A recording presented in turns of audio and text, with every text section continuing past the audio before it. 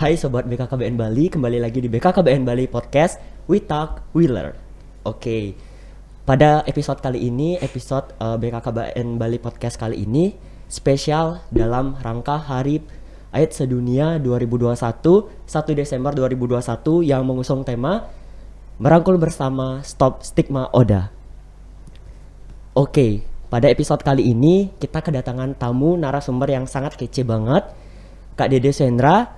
Oke, selamat Halo, selamat pagi Kak Dede. Selamat pagi. Apa kabar Kak? Ya, baik, alhamdulillah. Mas Tungkare sehat-sehat. Oke.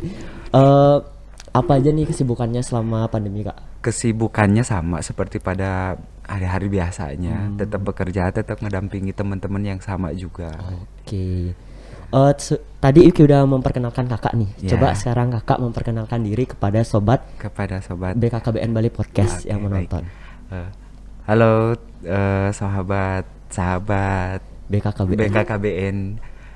Perkenalkan, nama saya Dede Suhendar. Saya aslinya dari Jawa Barat, dari Sukabumi, Jampang Tengah.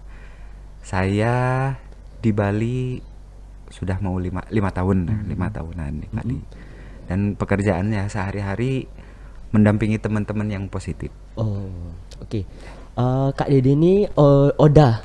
Oke, Oda orang. Kalau sekarang Odip. Odip. Oke. Orang dengan HIV positif, biar diskriminasinya semakin menurun gitu.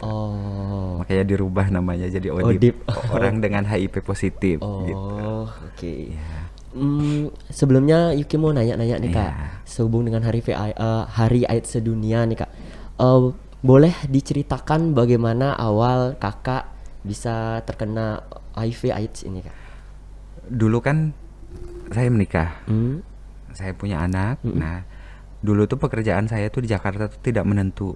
Kadang jadi kuli bangunan, kadang jadi cucian mobil, apa segala macam gitu. Nah, kebetulan pas waktu di Jakarta Barat, di Jakarta Selatan tepatnya, Jakarta Selatan di daerah-daerah dekat Pancoran situ. Jadi saya kerja di salah satu perusahaan. Nah, kenal dah sama temen. Akhirnya saya diajak main gitu, kayak temen lah, akrab gitu. Akhirnya saya dijebak sama temen itu, dan saya diiniin sama temennya lagi di satu ruangan di hotel gitu. Awal mulanya berontak sih, sampai saya traumanya sampai berbulan-bulan stres gitu. Di sana mulai rumah tangga saya hancur. Akhirnya setelah memulai lagi untuk kehidupan baru, saya balik lagi ke Jakarta, mencari nafkah lagi ceritanya gitu. Jadi pas di Jakarta itu ketemulah sama teman-teman komunitas. Nah, pas ngelihat teman-teman komunitas itu kok lebih mudah nih cari uang. Akhirnya di sana saya tertarik untuk menjual jasa. Jadi yang saya layani itu bukan perempuan tetapi laki-laki yang sudah berusia gitu awal mulanya gitu. Tapi di sana pas di Jakarta itu saya tidak pernah tahu edukasi tentang HIV, tidak pernah tahu edukasi tentang yang lain-lain juga. Bahkan ada teman yang menyarankan, tolong ya Dek, kalau misalkan kamu mau melakukan seperti ini kamu pakai pengaman gitu. Tapi saya tidak pernah menggubrisnya karena ngapain pakai pengaman kan gitu kan? Iya benar. Karena tidak tahu edukasi ya. Iya benar. Nah, setelah dari itu lama sampai saya sempet sakit, itu diare yang bener-bener diarenya parah banget. Berat badan saya drastis turunnya. Saya pas di Jakarta itu sempat demamnya yang luar biasa. Parah banget demamnya. Beda dengan demam biasa gitu. Nah, setelah itu bosan kan di Jakarta nih. Entah karena mungkin karena saya dulu bosan-bosanan nih kerjaan tuh pindah-pindah gitu. Iya, bener. Akhirnya saya kepikiran pengen kerja di luar kota gitu, pengen jauh banget dari Jakarta gitu. Dan setelah itu pernah saya ngechat salah satu PL di Jakarta, pengen tes tapi nggak pernah jadi. Kan pengen tahu sih sebenarnya gitu, bukan menyadari apa yang sudah saya lakukan, tapi pengen tahu aja apa sih tes HIV itu gitu. Iya, bener. Akhirnya setelah itu dapat pekerjaan di Bali. setelah di Bali saya ngechat teman-teman PL yang di yayasan tuh, akhirnya ketemulah salah satu PL. Pas waktu itu kebetulan saya di Bali sudah kencing nanah, gonore, dan itu sudah 3 hari kalau nggak salah. Sudah 3 hari saya udah nggak bisa ngapa-ngapain, sakit banget. Akhirnya ngechat lah salah satu PL, akhirnya disarankan ke apotek, ke apotek, ke yayasan, ke klinik. Iya. Akhirnya dianjurkan untuk tes PCT. Begitu tes PCT semuanya positif. Bukan hanya gonore tapi HIV juga dapat gitu. Pas 2016 itu. Oke. Yuki mau bertanya nih Kak, ada nggak ciri-ciri gitu orang Ciri-ciri terkena khusus ya, gitu. Kalau dari ciri-ciri khusus, kalau masih fase HIV tidak terlihat. Terkecuali kalau misalkan sudah memasuki fase 3, itu fase 3 itu kan memasuki fase AIDS. Dia akan ketahuan tuh dari berat badannya emang bener-bener drastis banget turunnya. Belum lagi dia muncul IO-nya, infeksi oportunistiknya. Bisa jamur di mulut, bisa diare yang nggak sembuh-sembuh. Belum lagi ada kelenjar biasanya sih, kelenjar di biasanya di sini ada kayak kelenjar getah bening gitu. Belum lagi dia TB. Itu TB kan termasuk dari infeksi oportunistik. Karena kan kekebalan tubuhnya sudah menurun, muncullah penyakit-penyakit yang lain gitu. Gimana kesan pertama orang terdekat kakak, dari keluarga, dari masyarakat gitu, ketika tahu kakak kena penyakit HIV/AIDS ini? Pertama kali saya terbuka sama kakak. Sama kakak saya nomor pertama. Kebetulan waktu itu kakak saya itu kan tidak ada di Indonesia. Beliau kerja di Arab Saudi. Akhirnya saya terbuka, Kak, saya kena HIV nih gitu. Nah, bodohnya saya nih, kakak saya kan nggak tahu edukasi tentang HIV. Kenapa saya curhat ke kakak saya gitu kan. Akhirnya pas gitu, Kak, saya gini kena HIV nih, gini gitu. Emang kenapa kok bisa kayak gitu? Akhirnya ceritakan, saya nakal Kak, gini gitu. Akhirnya kata kakak, ya udah nggak usah pulang, nanti kamu menularin sama keluarga. Saya kan tambah shock kan. Iya benar. Dan waktu itu saya belum terapi ARV. Saya masih merasa bener nggak masih kayak gitu kan pikiran saya. Akhirnya setelah 2 minggu, setelah saya drop lagi, baru saya terapi ARV. Dan kakak saya masih tetap tidak mengizinkan saya pulang ke rumah. Dan akhirnya setelah saya di yayasan kan sering sama konselor, sama PL, ngobrol-ngobrol, sudah tahulah sedikit-sedikit edukasi, barulah tak edukasi kakak saya. Ternyata HIV itu gini loh Kak, tidak menular seperti ini, gini gitu. Akhirnya baru menerima, dan akhirnya saya bisa pulang. Pada awalnya saya nggak bisa pulang. Gitu. Iya. Pernah nggak kakak mengalami diskriminasi atau stigma dari orang terdekat, dari masyarakat gitu Kak? Kalau dari masyarakat ya mungkin diskriminasinya tidak secara langsung ya, tapi kadang-kadang dari tatapan, dari lirikan gitu. Kadang-kadang ada yang buang muka. Iya gitu. benar. Tapi menurut saya sih nggak peduli. Selagi saya sehat, benar. saya tidak menularkan ke orang lain, gitu. Dan yang diskriminasi terberatnya yang saya itu kakak saya itu. Orang terdekat banget itu. Yuki tadi sempat nanya dengar tentang terapi ARV. Boleh dijelasin terapi ARV itu kayak gimana Kak? Terapi ARV itu yang kalau ODIF itu orang dengan HIV positif tuh minumnya kan ARV. Jadi diminumnya seumur hidup, tidak boleh putus. Kayak obat. Jadi, ya obat penekan virus, bukan penyembuh. Jadi orang kalau misalkan sudah ketahuan positif HIV, wajib hukumnya untuk terapi ARV, minum obat seumur hidup gitu. Karena kalau misalkan tidak minum ARV, dia akan kekebalan tubuhnya akan semakin menurun, virusnya akan semakin banyak. Muncullah nanti penyakit-penyakit infeksi oportunistik yang tadi. Muncul kayak TB, jamur di mulut. Bahkan yang menyebabkan kematian itu bukan HIV-nya, tetapi AIDS-nya. AIDS itu kan penyakit yang lain yang muncul kayak semacam jamur kan semua orang di mulut tuh punya jamur nih, iya. yang putih-putih itu Iya, ada iya, kuning-kuning iya. gitu kan. Nah kalau misalkan orang yang tidak terapi ARV sampai ke tenggorokan biasanya, Oh. bahkan bukan untuk makan ya, untuk minum aja susah nelen, itu yang menyebabkan kematian. Oh. Seperti itu, makanya terkadang di masyarakat itu stigmanya kan Iya. AIDS, Iya, padahal dia bener. tidak tahu HIV sama AIDS itu seperti apa Mm. gitu. HIV itu kan tidak menular sembarangan Iya, lah, benar. hanya melakukan hubungan Hubungan seksual yang berisiko, belum lagi yang gonta-ganti pasangan, tidak pakai pengaman, apa namanya, dari jarum suntik narkoba. Kalau misalkan kita berenang, makan bareng, enggak menular.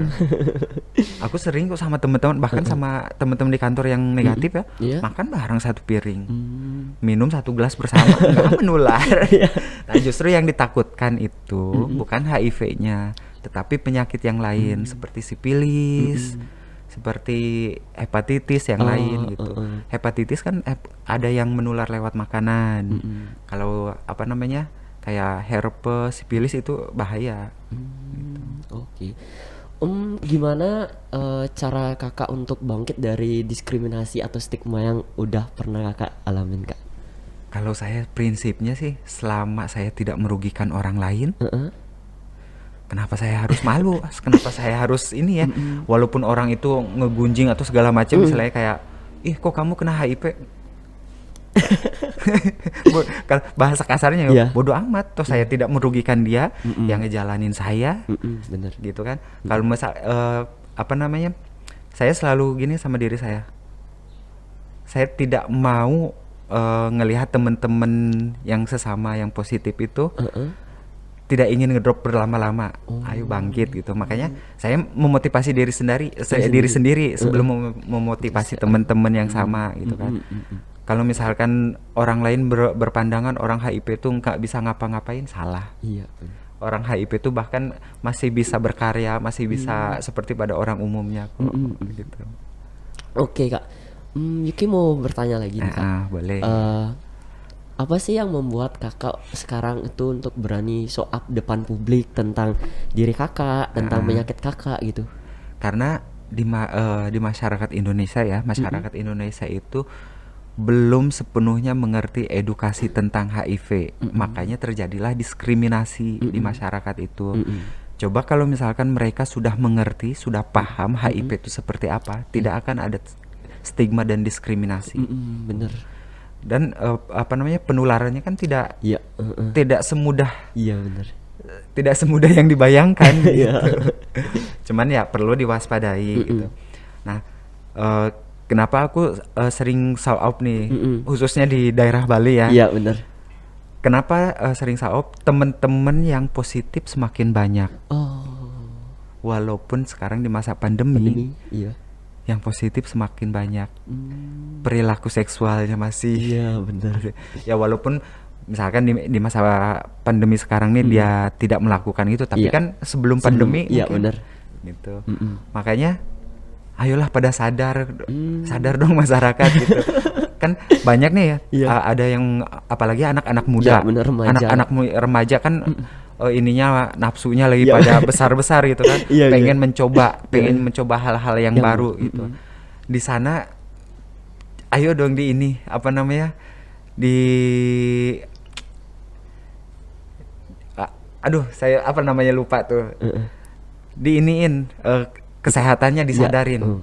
Jangan hanya ingin mencoba hal-hal yang baru, tapi dari segi kesehatannya tidak diperhatikan gitu. Edukasinya diperbanyak. Edukasinya diperbanyak lagi.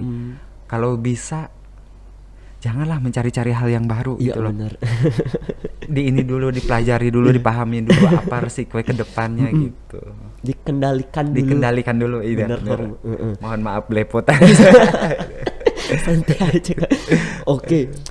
Kak Dede, Iya. di sini Yuki mau nanya lagi nih. Ada nggak orang terdekat atau teman yang membantu kakak mendukung untuk show up? Karena banyak kan teman-teman yang terkena HIV/AIDS itu malu untuk show up atau belum berani untuk show up. Ada nggak yang mendukung kakak? Yang mendukung Kayaknya dari diri sendiri sih yang membuat aku ingin show up ya. Yang pertama saya melihat yang pertama ya saya ngelihat kakak saya kan sering gonta-ganti Pak ini tuh nikah cerai kita kan nggak pernah tahu si suaminya seperti apa. Makanya terus tak kasih edukasi terus kan supaya udah stop, jangan nikah cerai mulu pusing anak-anaknya kan banyak gitu. Nah belum lagi temen-temen Oda ini kan ada perkumpulan dulu. Jadi teman-teman yang sudah positif nih, kita sharing pengalaman, tukar pengalaman, dan akhirnya banyak yang masih saya masih kok didiskriminasi gini ya, masih di stigma gini ya gitu. Dan akhirnya saya mikir kok kayaknya semakin banyak nih diskriminasi di masyarakat Iya, nih. bener. Kenapa nggak saya langsung show up aja gitu. Akhirnya pertama kali pernah saya ikut pertemuan Oda provinsi di Bali. Di sana begitu saya pulang ke yayasan, teman-teman yang di yayasan tuh, oh kamu sekarang kan udah sudah jadi duta katanya gitu, sudah jadi duta ini, ayo dong ini ya show up ke ke publik gitu, biar stigma dan diskriminasi di masyarakat tuh sedikit berkurang gitu. Yang mungkin kalau sepenuhnya hilang lama lah ya. Yang penting sedikit-sedikit berkurang gitu, biar orang itu tidak ngejas lagi bahwa orang HIV itu hanya bisa duduk, hanya bisa tertidur lemas gitu kayak gitu. Banyak kok orang-orang HIV itu yang ganteng, yang banyak yang cantik, banyak yang bahkan pekerjaannya pun bukan hanya ecek-ecek gitu kan. Bahkan ada yang dari ya mohon maaf jangan sebutin dah ya. Banyak lah yang yang kelas-kelas tinggi gitu. Karena HIV itu kita tidak pernah tahu kita dapatnya dari mana gitu. Mau tidak memandang kalangan gitu kalau HIV itu. Nah, dulu pas pertama kali saya show up di Banjar dekat rumah sakit Wangaya kalau nggak salah. Bareng sama Bodres dulu. Jadi kita dijajarin bareng nih. Dijajarin ada 6 orang kayaknya. Begitupun sama hostnya. Coba tebak nih orang yang HIV itu seperti apa. Pasti kan nih pilihnya yang kurus-kurus kan orang-orang gitu. Ada temen yang padahal dia gemuk, dia nggak dipilih, padahal dia positif juga. Kok aku yang dipilih gitu kan? Ada aku nggak, waktu itu agak nggak terlalu kurus banget, agak gemukan dikit. Jadi ada temen yang nganterin aku tuh kan kurus, dia yang dipilih. Padahal dia negatif. Itu orang masyarakat umum kan ngelihatnya dari segi fisik gitu. Padahal kan HIV itu tidak bisa dilihat dari fisik. Entah itu mau orang gemuk, orang kurus, bisa saja tertular gitu. Tergantung dari kekebalan tubuhnya. Kadang banyak orang yang HIV itu kekebalan tubuhnya yang cepet banget dropnya, cepet dia turunnya gitu. Mungkin yang dari pola hidupnya sehat, sering olahraga kan bisa tetap stabil dia ininya. Tapi virusnya kan tetap banyak kalau misalkan ini tidak terapi ARV gitu. Kalau menurut kakak gimana nih kurangnya edukasi di masyarakat dan di remaja itu sendiri tentang HIV/AIDS ini kak? Kurangnya, nah saya kan kebetulan sering ke Banjar-Banjar ya, ke sekolah-sekolah. Sosialisasi. Begitu saya sosialisasi penyuluhan di Banjar-Banjar gitu ya. Di sana itu terkadang mereka mendengarkannya tidak sepenuh hati. Hanya datang sebatas datang aja gitu kan. Datang sebatas pengen ini loh orang HIV, kadang-kadang seperti itu aja. Tapi dia tidak mendengarkan apa dampak dan efeknya dari itu gitu kan.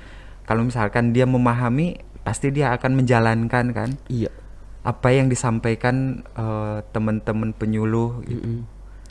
Supaya diterapkan di masyarakat umum gitu. Kadang juga masyarakat tahu itu penyebabnya tapi mereka nggak sadar melakukan itu kak. Bukan tidak sadar, kadang-kadang ada yang disengaja. Itu sebenarnya ada yang disengaja. Kadang-kadang ada yang nggak percaya juga. Oh iya benar. Banyak yang nggak percaya. Paling kamu bohong-bohongan ini gitu. Tetapi setelah ketahuan positif, udah badannya udah kurus, baru ya menyadari kan gitu. Baru menyesal kemudian. Oke kak, tadi Kak Dede sempat nyelasin tentang yayasan klinik ini. Ada organisasi atau instansi itu nggak kak yang bantu untuk teman-teman yang mungkin sekarang ada teman-teman yang nonton yang terkonfirmasi positif itu, ada nggak tempat yang bisa mereka tuju untuk konsultasi, untuk pengobatan, ada nggak kak? Kalau untuk konsultasi terkadang banyak temen itu yang menggunakan kenyamanannya di mana gitu ya. Nah kalau misalkan kalau mau konsultasi boleh sama saya langsung, nanti boleh disertakan nomor WhatsApp gitu di sana boleh ya, di bawah sini ya. Di nomor WhatsApp. Kalau mau langsung datang ke klinik boleh di Jalan Raya Sesetan nomor 270, cari aja Yayasan Kertip Raja, di depannya ada plang WM Medika, sampingnya Nadimat Lapangan Pegok, di sana yayasannya. Jadi teman-teman yang mau konsultasi bisa di sana. Mau konsultasi bahkan mau ngobrol-ngobrol sama saya langsung boleh. Oh, langsung Diperkenalkan, diperkenankan. Diperkenalkan. Tadi sempat Yuki tahu pertama kali kakak soap itu di ke Banjar. Ke Banjar. Ya, kakak sering ikut sosialisasi ke Banjar itu? Saya biasanya bareng KPA sama BNN. Jadi Jadi berbarengan nih antara HIV/AIDS sama narkoba. Kan ada banyak dampaknya nih dari narkoba, pergaulan bebas sama HIV/AIDS. Nah, biasanya kalau ke Banjar, ke sekolah-sekolah, ke perhotelan, biasanya ke masyarakat umum. Jadi sama BNN. Kalau nggak BNN duluan yang memberikan edukasi, kadang-kadang HIV duluan. Tapi keseringan tuh BNN dulu dia. Nah, dia menceritakan dampak bahayanya narkoba untuk masyarakat umum, untuk anak-anak muda tuh. Nah, setelah dari dampaknya narkoba itu berujungnya nanti ke pergaulan bebas. Dari pergaulan bebas tuh nanti berdampaknya ke HIV. Makanya jauhi narkoba, jauhi pergaulan bebas supaya tidak terkena HIV/AIDS gitu. Biasanya kakak mengedukasi itu lewat offline langsung atau ada yang lewat online atau bagaimana? Biasanya offline. Biasanya kan kalau dari Banjar itu memberikan di sini ada penyuluhan HIV. Jadi dia melalui ke KPA dulu. KPA baru nanti cari narasumber yang memberikan penyuluhan sama biasanya testimoni. Kebetulan kalau nggak saya ada teman saya satu lagi biasanya perempuan yang sering testimoni di Banjar. Bahkan itu lebih ini ke televisi nasional ya sudah. Gitu. Berarti di sosialisasi tersebut itu ngejelasin tentang HIV/AIDS, dampak-dampak gitu. Dampak bahayanya narkoba, pergaulan bebas gitu. Menjelaskan HIV kalau misalkan sudah positif seperti harus kemana gitu kan gitu. Kalau gini kak, setelah biasanya setahu Yuki, HIV itu kan nggak langsung keluar sekarang gitu loh kak. Misalnya kalau kita pengen tes gitu loh kak, itu bisa di mana aja kak? Di rumah sakit boleh, bisa. Di rumah sakit kan di sini kan ada banyak rumah sakit. Sekarang di puskesmas. Paling enak tuh di daerah Bali. Seluruh layanan itu melayani tes PCT. Kalau mau yang gratis, di tempat saya kerja gratis, sana ditanggung sama pemerintah. Tapi kalau di rumah sakit biasanya ada biaya administrasi. Kalau di swasta biasanya lebih mahal. Sekitar kalau harganya sekitar 300 atau 400-an. Kalau di swasta gitu. Karena ada pasien di klinik di tempat saya kerja dulu. Pertama kali saya kerja 2017. Kan di sana kan gratis karena udah ditanggung sama reagennya, kan ditanggung sama pemerintah gitu. Dia datang, saya jangkau. Dia datang ke klinik untuk dibawa tes kan. Pas begitu dibuka hasil, positif kan hasilnya. Sama sekali nggak percaya. Seminggu saya cari-cari nggak ketemu tuh orang kan. Akhirnya pas begitu ketemu lagi 2 minggu kemudian dia balik dengan bawa surat hasil tes dari swasta. Pas begitu saya tanya, kok kamu tes ke sana? Saya tidak percaya di sini karena gratis.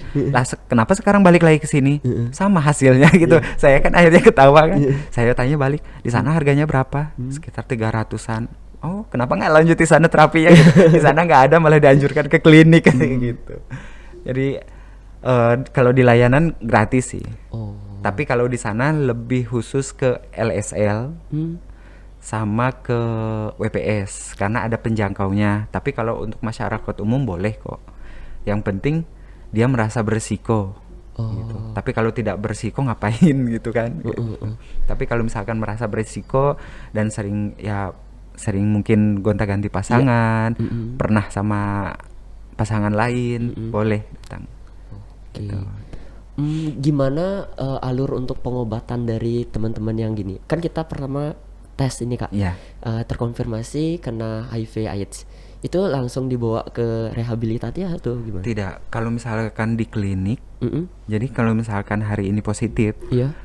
kalau misalkan biasanya kita anjurkan untuk langsung pengobatan karena mengurangi supaya dia itu tidak lari kan. Oh. Itu yang ini. Tapi terkadang untuk penerimaannya diri itu lama banget biasanya. Kalau saya biasanya kalau ke teman-teman yang positif, coba terima dulu diri sendiri.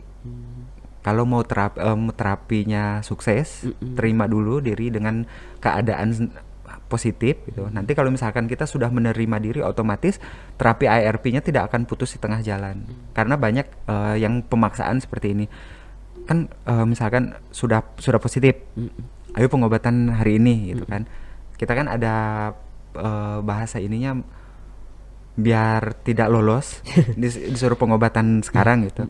Dan kebanyakannya pertengahan jalannya itu 1 tahun 2 tahun itu kebanyakan putus obat.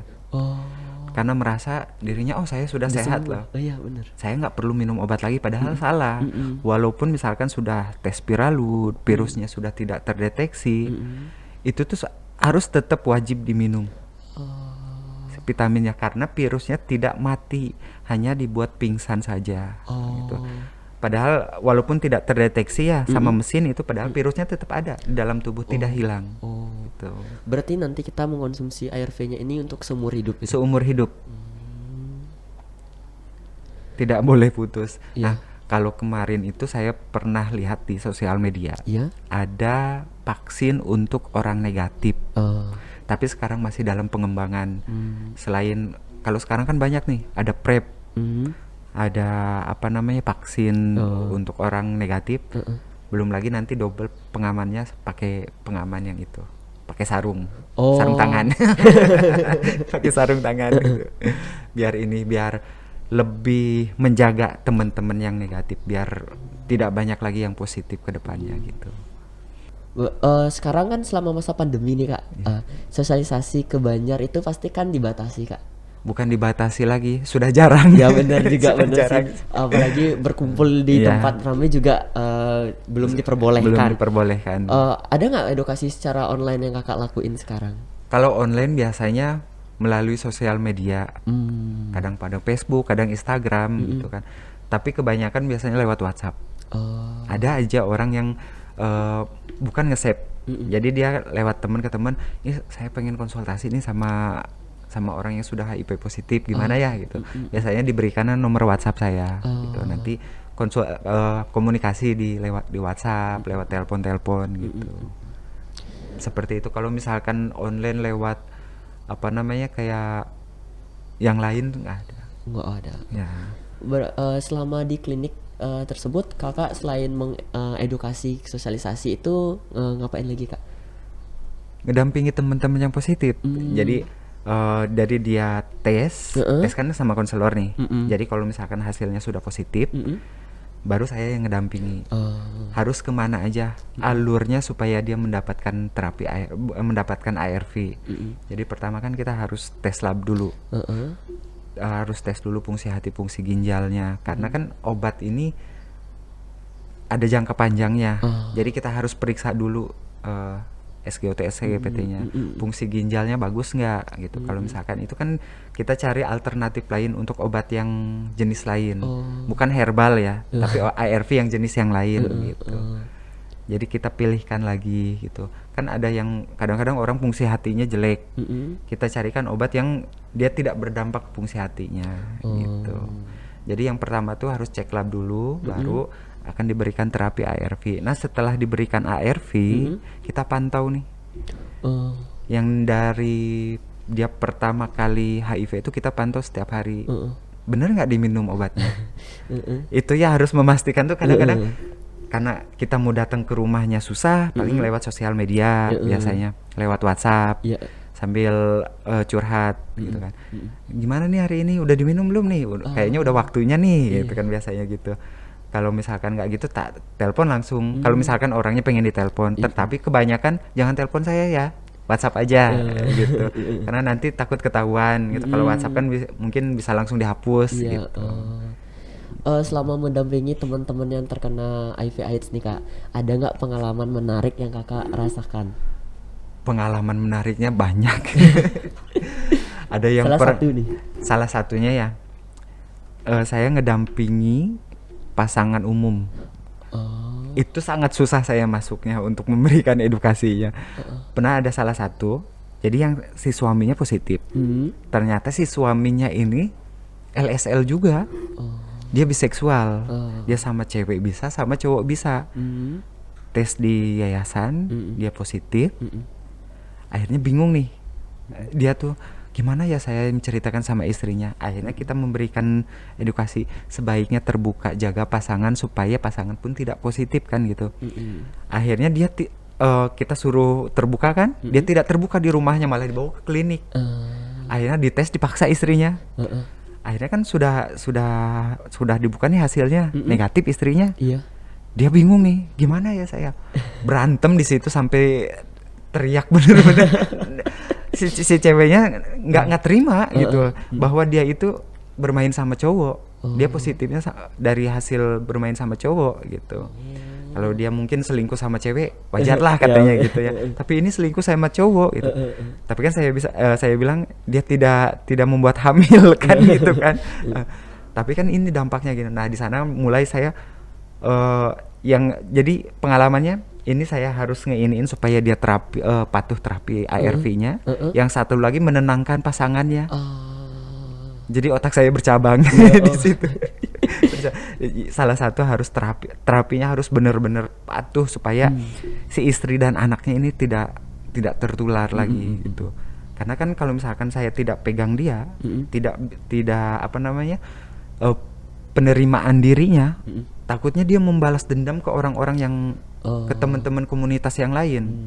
Bisa saja dia pura-pura saya negatif gini-gini, tiba-tiba main tanpa pengaman kan bisa jadi seperti itu. Makanya saya selagi apa namanya edukasi tentang ARV-nya supaya patuh, di sana diberikan manfaatnya ARV itu seperti apa. Selain itu menekan virus, itu kan resiko untuk menularkan ke orang lain kan lebih sedikit. Iya, benar. Gitu. Nah yang paling ini tuh ini perempuannya nih sampai udah nangis gerung-gerung. Apa namanya, bahkan meminta perceraian sama suaminya. Nah perlahan kan saya jelasin, bahkan HIV itu kan tidak menular secara mudah gitu kan. Dan akhirnya sampai sekarang itu pendampingan yang sukses yang saya alami. Sampai sekarang masih utuh. Alhamdulillah astungkare dia. Dan tidak jadi bercerai. Tapi kalau pengalaman yang lainnya banyak ya. Yang membuat jengkel sih sebenarnya. Kita sudah kasih edukasi sepenuhnya, kita sudah dampingi, sudah kontrol. Kontrol dalam artian obatnya udah diminum belum? Terkadang kalau misalkan dia tidak bisa datang ke klinik, dia karena pekerjaannya atau saya ambilin, bela-belain saya ambilin, saya bawain ke rumahnya. Tapi kadang-kadang di pertengahan jalan itu tiba-tiba lost kontak, nggak bisa dihubungi, tiba-tiba nanti datang lagi ke klinik udah kondisi yang udah parah. Itu yang membuat saya jengkel. Tapi yang seneng lah istilahnya membagi pengalaman tuh ke teman-teman ya, walaupun itu balik lagi ke teman-teman saya diterima atau tidaknya. Yang jelas saya sudah seoptimal mungkin saya memberikan edukasi ke teman-teman dampak dan bahayanya tidak meminum ARV kalau sudah positif, dan kalau misalkan kalau negatif dengan pergaulan bebasnya dampaknya itu nanti HIV positif gitu. Yuki mau bertanya nih Kak, pernah nggak Kakak mendampingi orang yang sekarang terkonfirmasi positif nih Kak, dia nggak terima nih, udah ke klinik dia nggak terima dengan kenyataan yang mereka alamin, langsung lari. Gimana cara ngerangkul orang-orang yang gitu Kak? Ngerangkulnya begitu dia kembali lagi tuh ya, misalkan kayak yang pengalaman yang sudah aku ceritakan di belakang tadi. Jadi ada salah satu pasien, bukan pasien, temen lah ya, jangan bilang pasien dah kayak rumah sakit gitu. Ada salah satu temen komunitas, dia tes ke klinik. Karena di klinik itu gratis, dia tidak percaya. Akhirnya setelah buka hasil kan positif nih, dia tidak percaya. Akhirnya ini kan apa namanya nggak susah dicari nih, susah diketemukan nih. Akhirnya tahu-taunya dia cek di swasta, yang berbayar. Nah setelah di swasta itu keluar hasilnya, dia balik lagi ke klinik. Saya pengen ngetawain, takutnya dia kabur, tapi saya kasihan juga kan kalau misalkan dia sampai tidak meminum ARV gitu. Akhirnya saya rangkul, oh ya sudah, enggak, memang kalau di swasta ya memang berbayar gitu. Tapi kan dijelasin lagi, HIV itu kalau misalkan kita tes sekali positif, kita tes di beribu-ribu layanan pun hasilnya akan tetap positif. Walaupun kita sudah lama minum terapi ARV nih, kayak saya nih udah 5 tahun terapi ARV. Saya kalau tes lagi di puskesmas, tes lagi di rumah sakit, hasilnya tetap positif kok, nggak kembali ke negatif gitu. Seperti itu. Jadi rangkulan itu ngerangkul aja supaya dia itu tidak merasa dikucilkan gitu. Biar nggak merasa ya, distigma. tidak merasa distigma. Itu yang paling terpenting sih untuk teman-teman. Yuki mau bertanya lagi nih Kak. Ada nggak pesan dari Kakak buat remaja yang sekarang nih, kan remaja banyak nih yang belum bisa mengendalikan dirinya sehingga banyak yang berhubungan seksual dan lain sebagainya. Ada nggak pesan buat remaja agar terhindar dari HIV/AIDS ini Kak?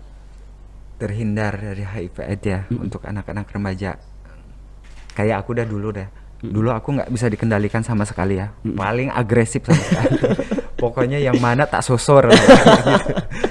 Jadi pokoknya khususnya kepada teman-teman remaja sekarang, kalau bisa jangan dulu melakukan hubungan seksual sebelum melakukan pernikahan. Itu yang pertama.